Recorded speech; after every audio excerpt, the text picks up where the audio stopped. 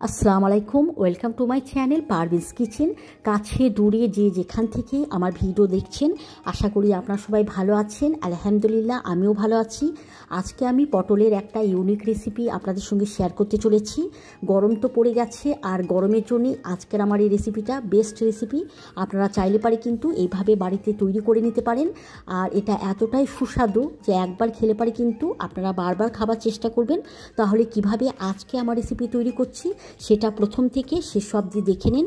অবশ্যই আমার পাশে থাকবেন এবং দেখতে থাকুন আজকে আমার রেসিপি। পটলের রেসিপি তৈরি করার জন্য আমি নিয়ে নিয়েছি পটলগুলোকে আমি পরিষ্কার করে ধুয়ে নিয়েছি।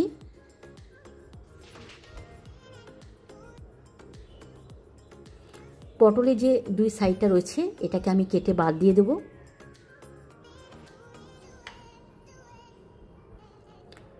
দুই সাইডটা আমি কেটে বাদ দিয়েছি এবং হালকা করে আমি পটলগুলোকে সব চেঁচে নেব।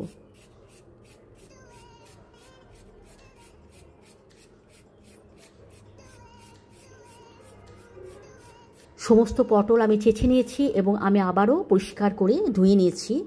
এখন পটলগুলোকে আমি গোল গোল করে কেটে নেব।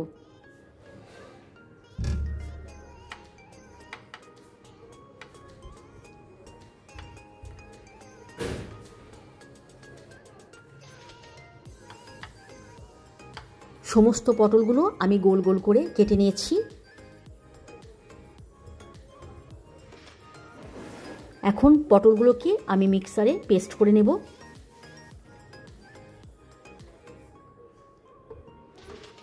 খুব মিহি করে আমি পেস্ট করিনি, আপনাদেরকে দেখিয়ে দিচ্ছি কিভাবে পেস্টটা আমি করেছি। দেখতেই পাচ্ছেন এইভাবে আমি পেস্টটা করে নিয়েছি। আপনারা যখন তৈরি করবেন তখন এইভাবেই পেস্টটা করে নেবেন। অপরদিকে নিয়ে নিলাম পোস্ত।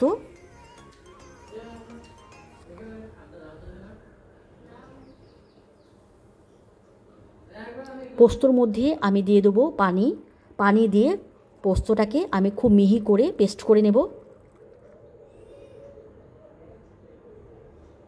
পোস্তটা আমি পেস্ট করে নিয়েছি, আর আপনারা দেখলেই বুঝতে পারবেন কিভাবে আমি পেস্টটা করে নিয়েছি।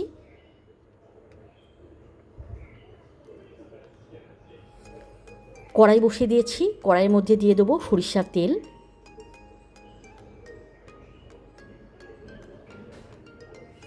তেল গরম হয়ে গেছে, দিয়ে দেবো 1 চামচ কালো জিরে। হালকা করে আমি নাড়িয়ে নেব। নাড়িয়ে নেওয়ার পর আমি এখানে দিয়ে দেবো দুটো আমি মিডিয়াম সাইজের পেঁয়াজকে ছোট ছোট করে কেটে রেখেছিলাম, সেটা আমি এখানে দিয়ে দেবো এবং পেঁয়াজটাকে আমি হালকা করে ভেজে নেব, জাস্ট একটু নরম করে নেব। পেঁয়াজটা যখন হালকা করে নরম হয়ে যাবে তখন আমি এখানে দিয়ে দেবো যে পটলগুলোকে আমি পেস্ট করে রেখেছিলাম, সেগুলো আমি এখানে দিয়ে দেবো।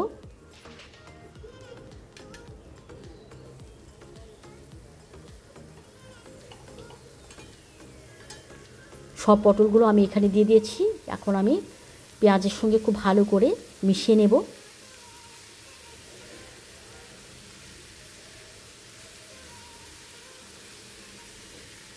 খুব ভালোভাবে মেশানো হয়ে গেছে। এখন এখানে আমি দিয়ে দেবো স্বাদ অনুযায়ী লবণ।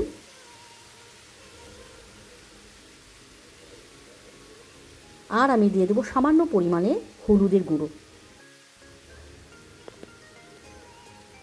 এই রেসিপিটা তৈরি করতে গেলে পারে কিন্তু খুব একটা বেশি সময়ের প্রয়োজন হয় না, আর খুব অল্প মশলা দিয়ে এই রেসিপিটা তৈরি হয়ে যায়। যাদের কাছে হাতে সময় খুবই কম তারা চাইলে পারে কিন্তু এইভাবে এই রেসিপিটা তৈরি করে নিতে পারে। এটা গরম গরম ভাত বা রুটি বা পরোটা যে কোনো খাবারের সঙ্গে কিন্তু খেতে বেশ লাগে। কয়েকটা লঙ্কা নিয়েছিলাম, আমি এই লঙ্কাগুলো এখানে দিয়ে দিলাম। অবশ্যই ঝালটা আপনারা আপনাদের মতো করে কম বেশি করে নেবেন।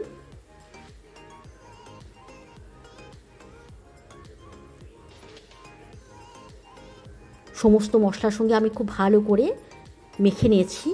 এখন আমি এখানে দিয়ে দেবো ঢাকনা এবং একদম লো ফ্লেমে আমি 5 মিনিট এটাকে তৈরি করে নেব।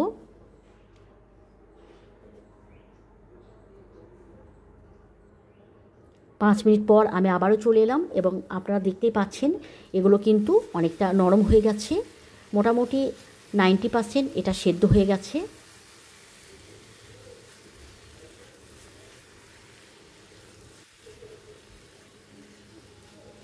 এখন আমি এখানে দিয়ে দেবো যে পোস্তটা আমি পেস্ট করে রেখেছিলাম, সেটা আমি এখানে দিয়ে দেবো।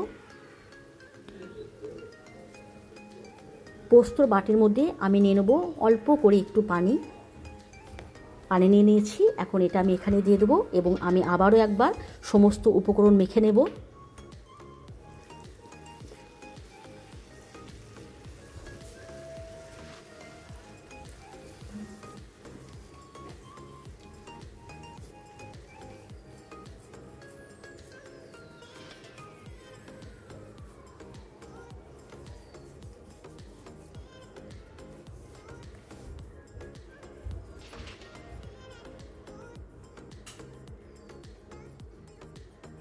সমস্ত উপকরণ আমি খুব ভালো করে মেখে নিয়েছি। এখন আমি আবারও দিয়ে দেবো ঢাকনা এবং একদম লো ফ্লেমে এটাকে 3 মিনিট আমি আবারও রান্না করে নেব।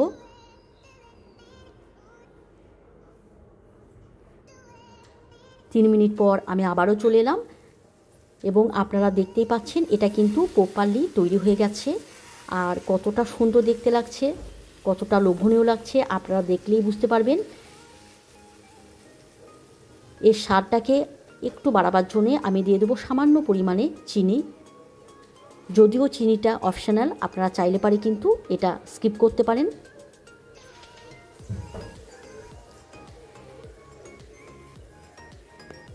চিনিটা দেওয়ার পর আমি আবারও মেখে নেব।